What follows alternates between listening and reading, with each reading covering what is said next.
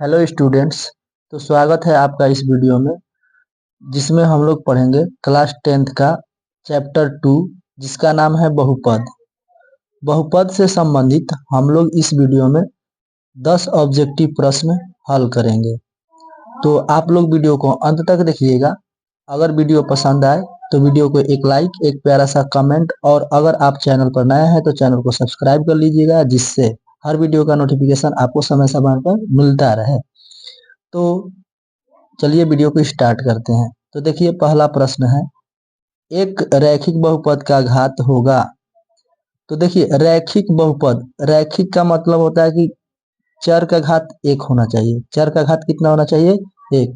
तो देखिए रैखिक बहुपद उसे कहते हैं जिस बहुपद का घात एक होता है। तो देखिए कौन सा ऑप्शन सही होगा?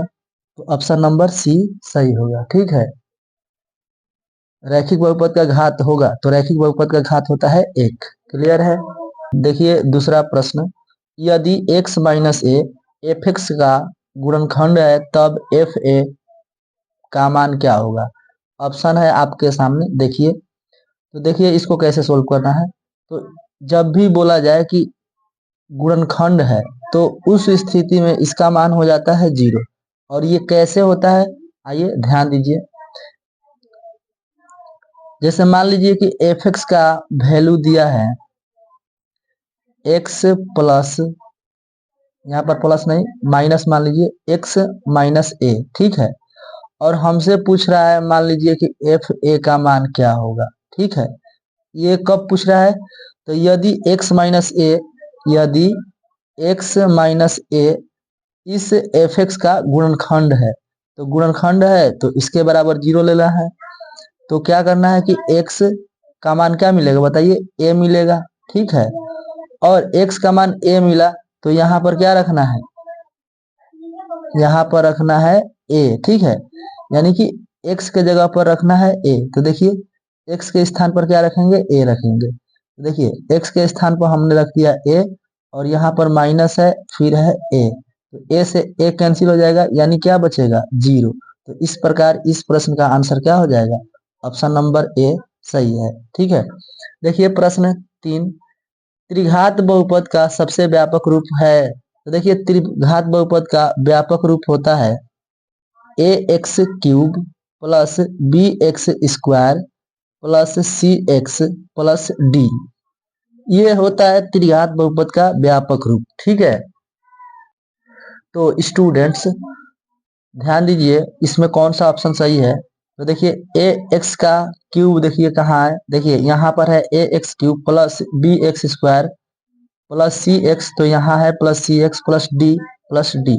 इसका मतलब ऑप्शन नंबर सी इसका सही आंसर है। ठीक है, देखिए प्रश्न 4, प्रश्न 4 है, निम्नांकित में कौन बहुपद नहीं है? तो देखिए कौन सा बहुपद नहीं होगा इसमें, ये बताना है। तो देखिए ये बहुपद है,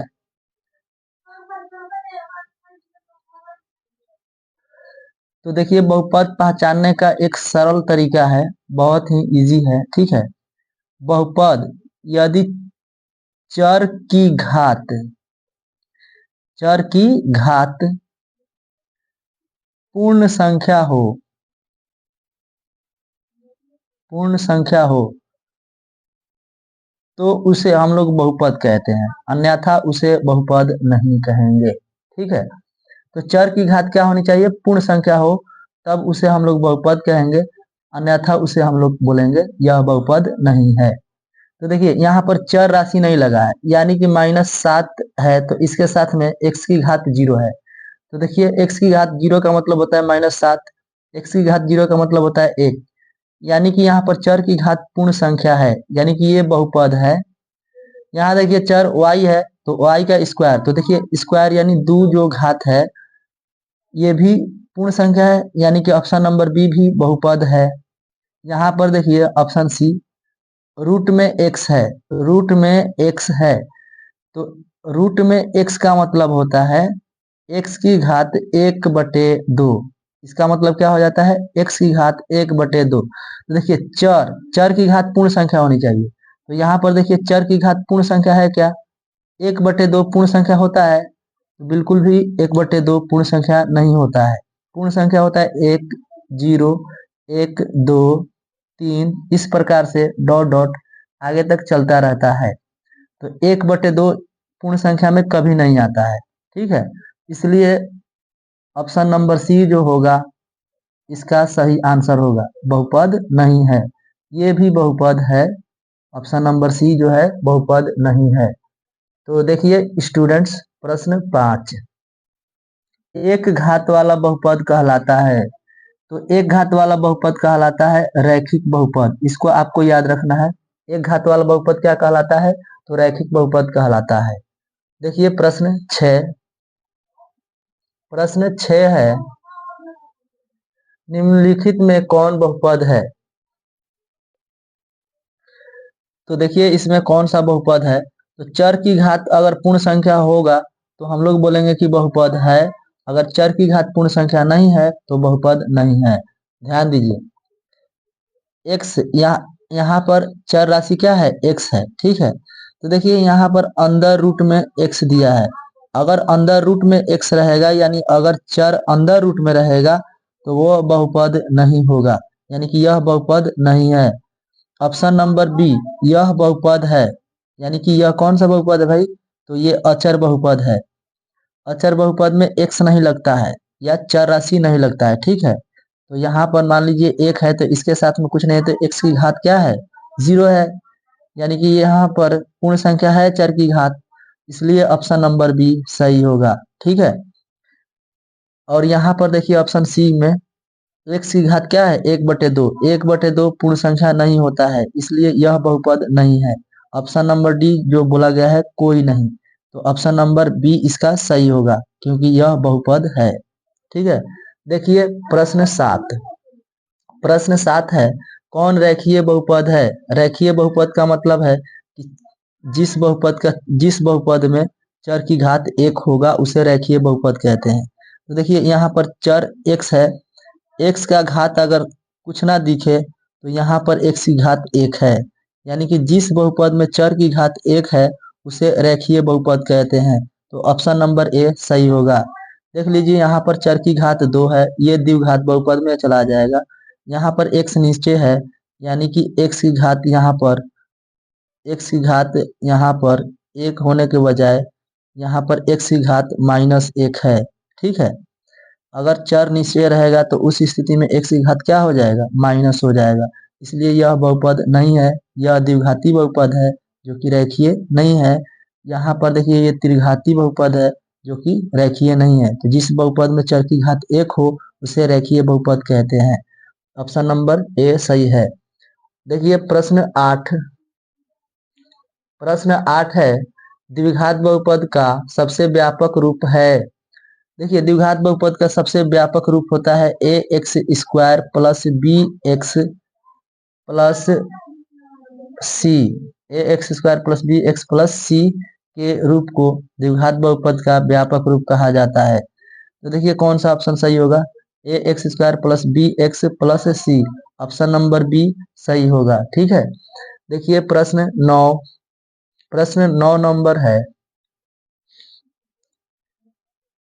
यदि px बराबर 2x माइनस 3 हो तो px का शून्यक है। तो देखिए जब भी शून्यक निकालने को आए तो इसके बराबर 0 मान लेना है। तो देखिए यहाँ पर 2x माइनस 3 बराबर क्या मान लेंगे हम लोग?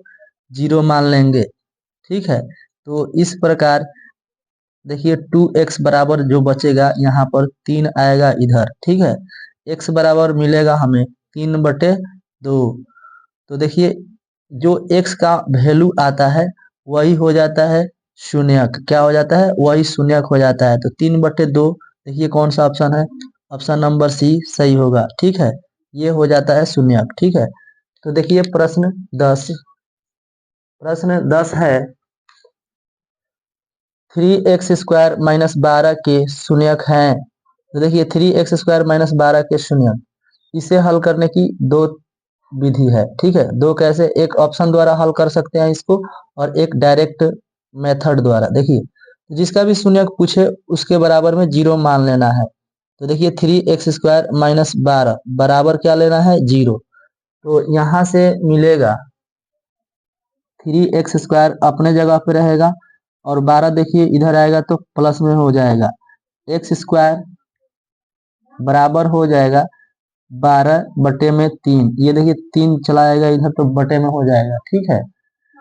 तो यहाँ से 3 चौक 12, तो देखिए यहाँ से मिला x² बराबर 4। और यहाँ से ध्यान दीजिए, अगर x अपने स्थान पर है और ये स्क्वायर हटेगा इधर से तो इधर रूट सटेगा, क्या होगा, रूट सटेगा। तो ये रूट जो होगा प्लस और माइनस दोनों में होगा, यानी कि 4 किसका वर्ग होता है, तो 2 का वर्ग हो जाता है 4, यानी कि इसमें से निकलेगा प्लस माइनस 2, ठीक है। प्लस माइनस क्या होगा, 2। तो देखिए इस बहुपद का ऑप्शन नंबर ए सही होगा, ठीक है, क्योंकि देखिए प्लस में 2 है और माइनस में भी 2 है। अगर ऑप्शन से करते हैं तो देखिए कैसे किया जाता है, बाई, ठीक है, बाई ऑप्शन।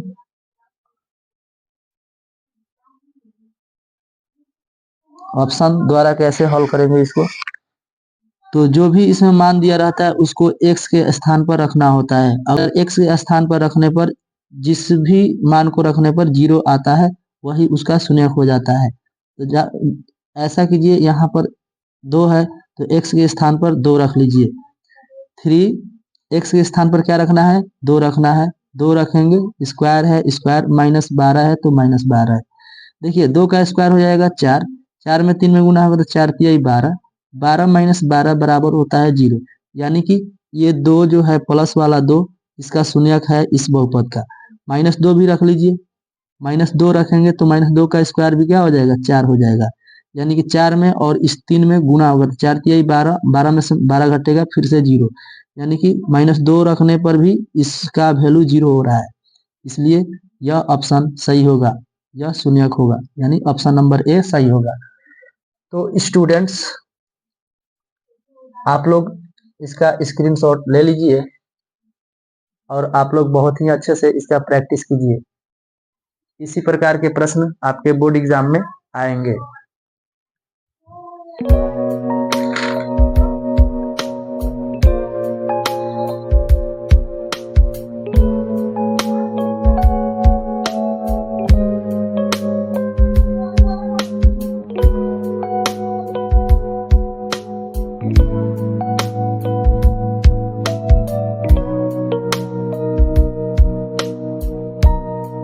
स्टूडेंट इस वीडियो में इतना ही।